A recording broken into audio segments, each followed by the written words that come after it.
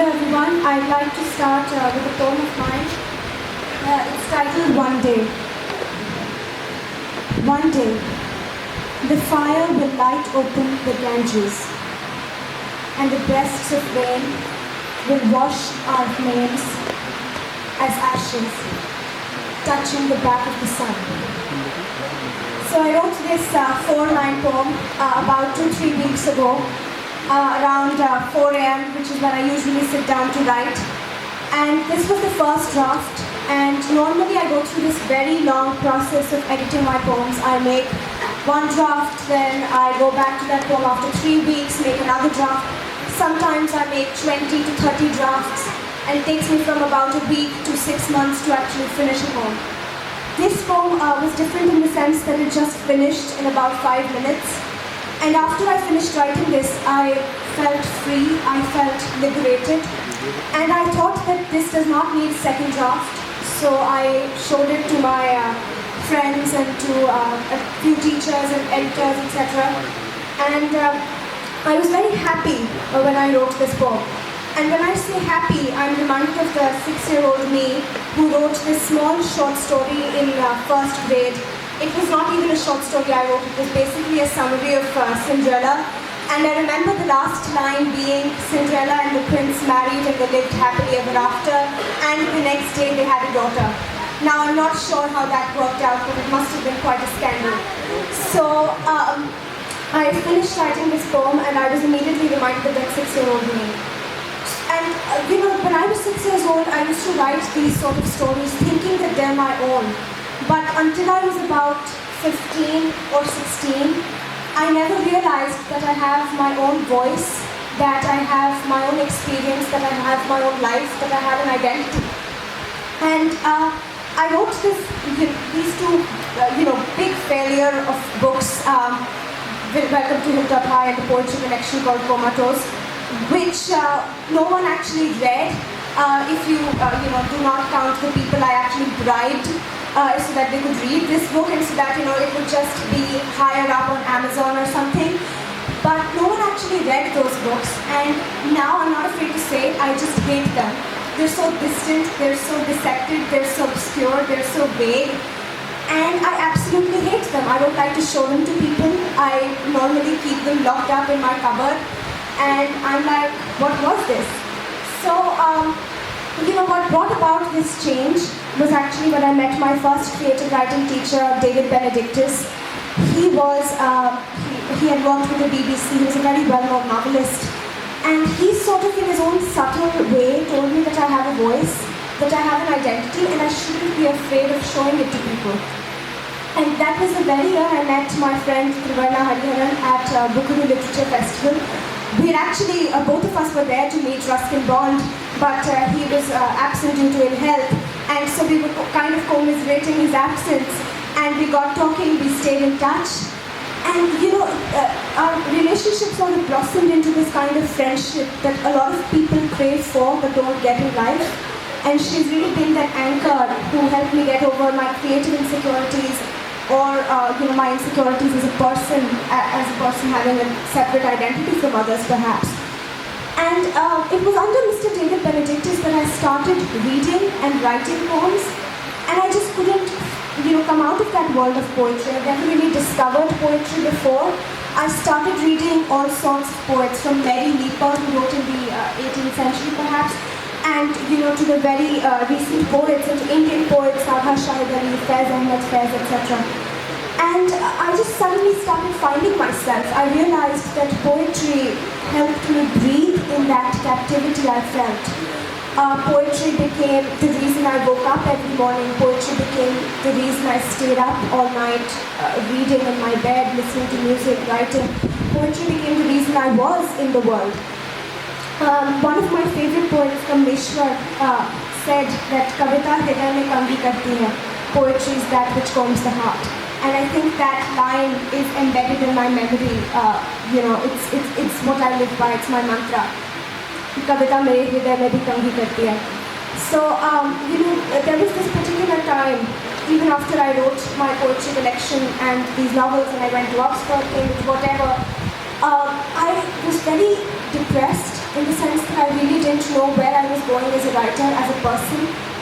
I did not know why I feared certain things. I did not know who I was in terms of my nationality, who I was in terms of my writing style, who I was in terms of my gender. I could not figure anything out. And I don't know what happened. There was one morning I remember I was going to school and I was sitting in the car and I just suddenly started crying. And I don't cry in front of people. I like to mourn in private. And I just started crying and I came back home, I was crying. I was sitting in a cafe once and I just started crying. I don't know exactly what happened during that time. And then there came one thing that perhaps changed me more than anything else. That was an acceptance letter from Iowa Young Writers Studio. I got it on April 1, 2015. And it was a very difficult workshop to get accepted into, and I was very, very, very elated. I could only see happiness, and I knew only happiness in that moment. I was accepted to Iowa Young Writers Studio, and I remember Mr. Benedictus, who had written my recommendation, said that if they can't spot a meteor among spotlights or among headlights, whatever he said, I don't exactly remember. He said if they can't spot a meteor, then they should be sorry, not you. And I just couldn't believe that a person like Mr. David Benedictus said that about me. At the time, I did not believe in myself at all, when my self-confidence was at an all-time low. And for him to say it meant something very big for me. I went to Iowa Young Writers Studio, where again, I kind of almost had a breakdown. I had this mini breakdown, I call it. I was being workshopped among this absolutely fantastic poet, and I thought that everyone would hate my poems. They would consider them as rants or ramblings or whatever it is. And suddenly I told my teacher that perhaps my acceptance was a mistake, a manual error. Someone had accidentally pressed the accept button on my application and I just got sent an email. And it was sent on April 1 anyway, it was April Fool's Day, so who knows. But it did not take him a second to say that I was not as bad a writer as I thought. And maybe it was that very day or the next day that my friend Becca said something that completely changed me. She said, you don't have to apologize for who you are and what you're writing or for your work. And that just became my mantra. It's like, okay, I'm not going to apologize no matter, I know that I have to keep working through 99 drafts to get to that perfect draft where I know that the poem is complete, where I know that I am complete, where I know that I will be happy, and where I can correspond to that 6-year-old me. So I came back from the Iowa Young Writers Studio, and Devanshi asked me, "Ab sab haal theek hai, so can we just start getting, so can we start working on poetry again together?" So we started on this magazine, Inknet magazine, which we actually wanted to get started on for quite some time. We hired about 22 people. And we said that, okay, we're going to have a prose department, we're going to have a poetry department, we're going to accept visual art and photography submissions, etc. And we made honesty our core value, because both of us had realized that honesty and being true to oneself, being true to others, coming out, not being afraid was perhaps the most important thing that an artist can learn. You have to get up and just get working no matter how many times you fail. So we made honesty our core value, and we started accepting submissions, and we received an overwhelming number of submissions. Sometimes we thought that we just couldn't read so many submissions, that a malicious software somewhere out there was just generating content to punish us for our sins in a previous life or something like that. So we started reading these beautiful submissions. Sometimes authors who hadn't ever been published before submitted to us. Sometimes authors who had 100 prestigious publications would send their work to us. So we were overwhelmed, and the response we got was simply amazing. There were thousands of people read our magazine, they appreciated it. We started building a community. And then the question came. I often did not talk about my creative insecurities, my insecurities as a person. And then we thought that we just have to make this our core value. So we started opening up to our own editors. We started making these interaction circles. And I would tell, maybe a prose editor who was going through a similar lack of self-confidence that, I've gone through it too, and we'll come out of it together.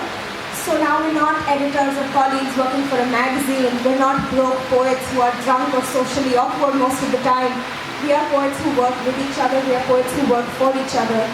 And we just love to, create. We love to create art. We love to do it. it's the thing we live by. And there was, of course, poetry is something that it's such a beautiful form. I'm not exactly sure why I'm attracted to it, but I stick usually like whatever poems I like. I usually write them on a piece of paper and I stick it on the wall. And every morning I wake up, I can see it, and I just feel that there's hope out there, that I know that there is a place called home, that there is a world, that there is some place I belong, and it doesn't matter if it's a poem in Urdu, which I don't understand, if it's a poem in Arabic, if it's a poem in Persian, if it's by some poet I've never heard of before, there is a place I can call home. And it is definitely Stephen Burt, a very nice poet, said in his TED talk, in fact, that we have to die, but poetry helps us live through it. And I know that every living moment I live because of poetry. And if there was no poetry, oh God, hell would break loose. Having said that, I would just like to end and wrap up this talk by reciting a poem of mine, Bombay, which I wrote at Iowa, and which actually affirmed my faith in my identity. After writing this poem, I was never afraid to tell people that, William Shakespeare is fine, but Agha Shahidari is, the big deal. So this was the poem that helped me overcome my insecurities in a lot of ways. It took about 8 months to write this poem, and it's not very long, but those 8 months were very fulfilling, very satisfying, and definitely unburdening. Bombay. Sometimes I listen. Music hinging on your body. Sounds of Ma, Amma, Ammi, Mata, and you drowning. The radios playing in the alleys, slipping back to the underfoot of this bog. How unnamed, unmined. The whir of taxis, the people passing the scenic road in clutching breaths, torn with now showing posters of Bachchan dancing in ice. Bombay velvet disfiguring you. These impaired shadows burning, spinning streetlights, barely plucking the sea, coming to your ridges and falling apart, rupturing the moon, wounding me more than you, Bombay. Thank you.